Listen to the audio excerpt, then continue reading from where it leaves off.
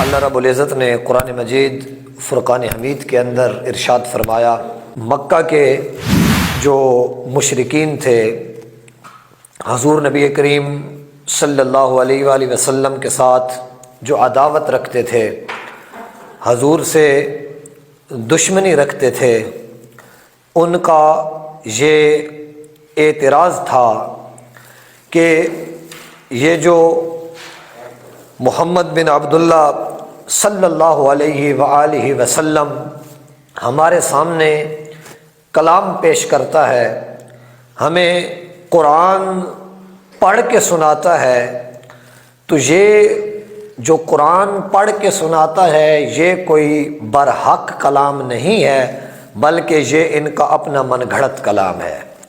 تو اللہ رب العزت نے مکہ کے کافروں کو ایک بہت بڑا چیلنج دیا، اور رب تعالیٰ نے ارشاد فرمایا کہ اے محبوب ان لوگوں کو فرما دیجئے، قُلْ إِنِ اجْتَمَعَتِ الْإِنسُ وَالْجِنُّ عَلَىٰ أَن يَأْتُوا بِمِثْلِ هَٰذَا الْقُرْآنِ لَا يَأْتُونَ بِمِثْلِهِ وَلَوْ كَانَ بَعْضُهُمْ لِبَعْضٍ ظَهِيرًا۔ اے محبوب ان لوگوں کو فرما دیجئے، ان سے کہہ دیجئے کہ اگر آپ لوگ اپنے دعوے میں سچے ہیں کہ یہ جو کلام ہے یہ جھوٹا کلام ہے، کہ یہ جو کلام ہے یہ رب کا کلام نہیں ہے بلکہ کسی انسان کا من گھڑت کلام ہے، تو میں رب جلیل آپ کو یہ دعوت دے رہا ہوں کہ آپ تمام انسان اور تمام جنات مل کر یہ کوشش کریں کہ ہم اس قرآن جیسا، ہم اس کلام جیسا کوئی اور کلام لائیں گے، کہ ہم اس قرآن جیسا ایک اور قرآن بنائیں گے۔ رب تعالیٰ نے ارشاد فرمایا کہ یہ جو جنات ہیں یہ انسانوں کے ساتھ تعاون کریں، اور جو انسان ہیں یہ جنات کے ساتھ تعاون کریں، اور ان کی کوشش یہ ہو کہ جیسا قرآن رب اپنے محبوب پر نازل کر رہا ہے، جیسا کلام رب نے اپنے محبوب پہ نازل کیا ہے، کہ ہم نے اس جیسا کلام بنانا ہے۔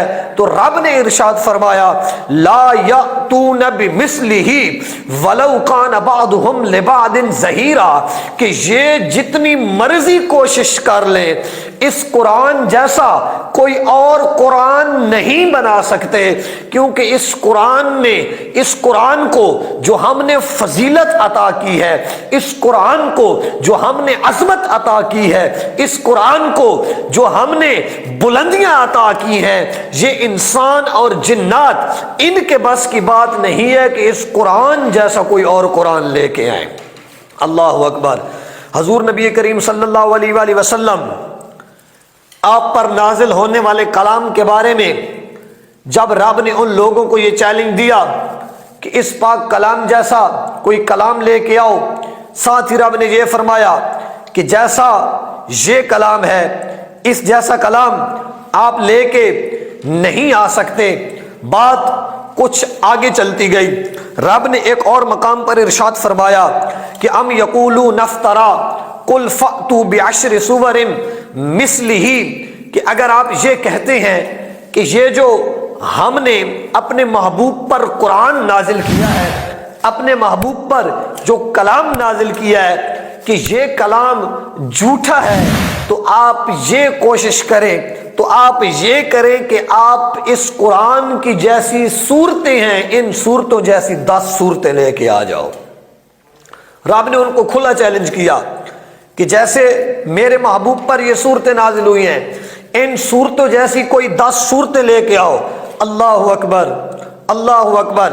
حالانکہ اس زمانے میں، حالانکہ اس دنیا میں بڑے بڑے علم والے لوگ موجود ہیں، بڑے بڑے نالج والے لوگ موجود ہیں، بڑے بڑے حکمت رکھنے والے لوگ موجود ہیں، جن کو اپنی فصاحت پر، جن کو اپنی زباندانی پر، جن کو اپنے کلام پر بڑی قدرت حاصل ہے۔ تو رب کا یہ چیلنج ان کو کھلا چیلنج ہے کہ اگر آپ یہ کہتے ہیں کہ کہ میرے محبوب پر اترنے والی کتاب یہ جھوٹا کلام ہے، یہ انسان کا کلام ہے، تو اس کلام جیسی 10 صورتیں لے کے آؤ، اور وَادْعُوا مَنِ اسْتَطَعْتُم مِّن دُونِ اللَّهِ إِن كُنتُم صَادِقِينَ۔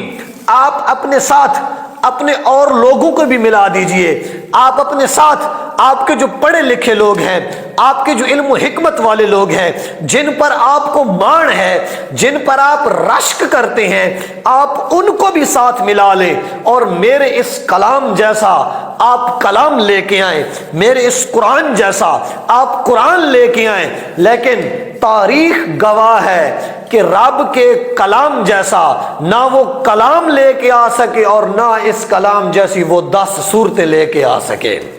اللہ اکبر۔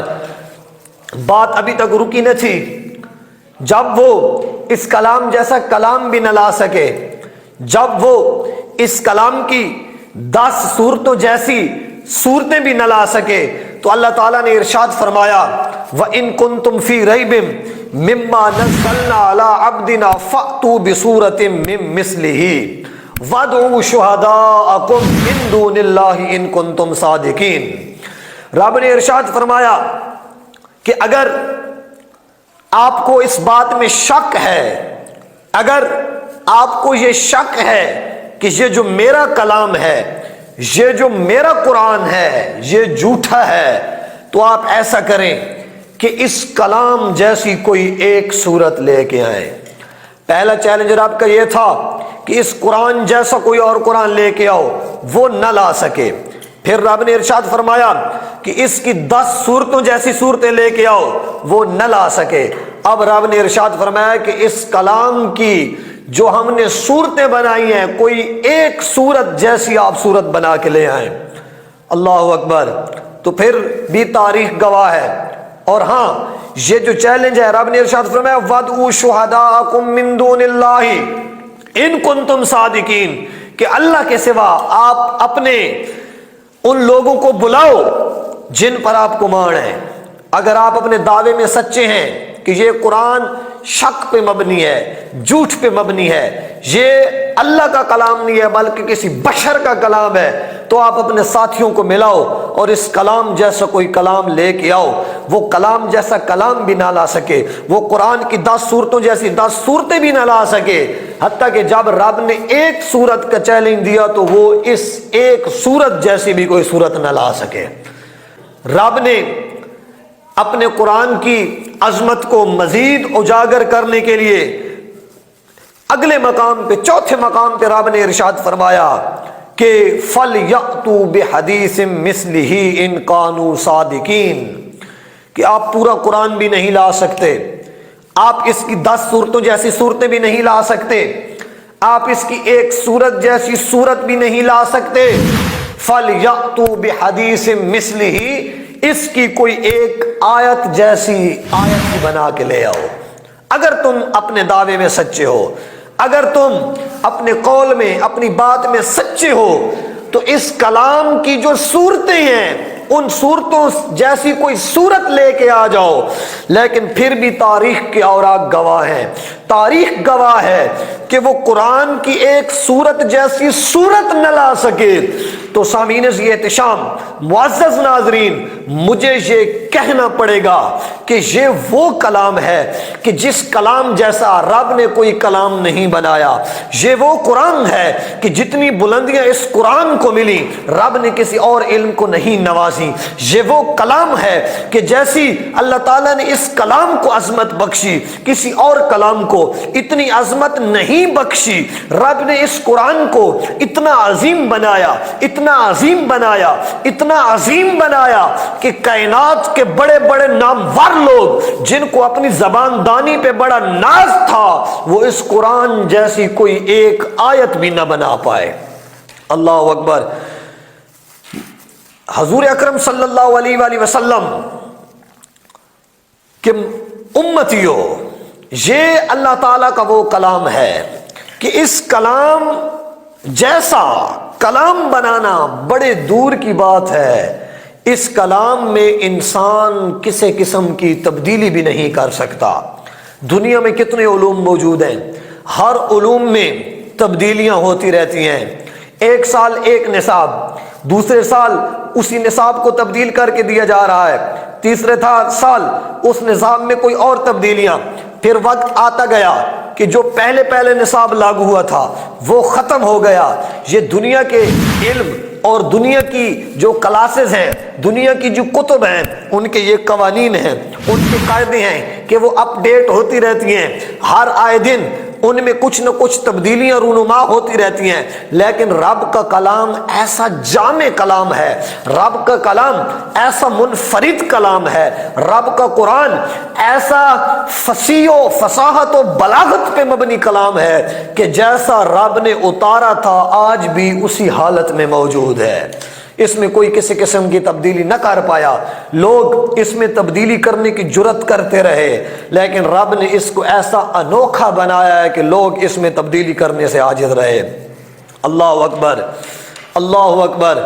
معزز سامعین، اللہ تعالیٰ نے انسان کو کتنا دماغ عطا فرمایا، انسان کو کتنی سوچ عطا فرمائی کہ اس انسان نے اپنے اس دماغ کی وجہ سے پانیوں پر بڑے بڑے جہازوں کو ٹھہرا دیا کہ پانی میں وہ ڈوبتے نہیں ہیں، پانی کے اوپر چل رہے ہیں.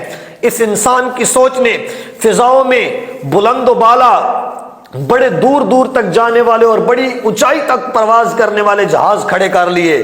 جو انسان سوچتا ہے تو دنگ رہ جاتا ہے کہ آخر اتنا وزن یہ کیسے فضا میں کھڑا ہو سکتا ہے. اس انسان نے کیا نہیں بنایا، جدید سے جدید چیزیں یہ ہر آئے دن بنا رہا ہے. آپ جس ایجاد پہ نظر ڈالیں یقیناً وہ حیرت انگیز ہے، یقیناً وہ اپنی مثال آپ ہے. تو یہ انسان کا دماغ اگر اتنا کام کر سکتا ہے، اتنا کام کر سکتا ہے کہ وہ ایسی چیزیں بناتا ہے کہ جو اپنی مثال آپ ہوتی ہیں، حیرت انگیز بھی ہوتی ہیں، لوگوں کو متاثر بھی کرتی ہیں، لوگوں پر اپنے اثرات بھی ڈالتی ہیں. اتنا دماغ رکھنے والا انسان رب کے قرآن کی کوئی ایک آیت نہیں بنا سکتا، رب کے قرآن جیسی کوئی ایک سورت نہیں بنا سکتا. جیسی رب نے اپنے کلام میں سورتوں کی ترتیب دی ہے، جیسی رب نے اپنے کلام میں الفاظ کی ترتیب بنائی ہے، جیسی رب نے اپنے کلام میں پاروں کی اور اس کی منزلوں کی ترتیب بنائی ہے، انسان کے بس میں یہ بات نہیں کہ انسان قرآن جیسی کوئی اور کتاب تیار کر سکے. اللہ اکبر. رب نے اپنے قرآن اور پاک کلام کو اتنی عظمتوں سے نوازا ہے.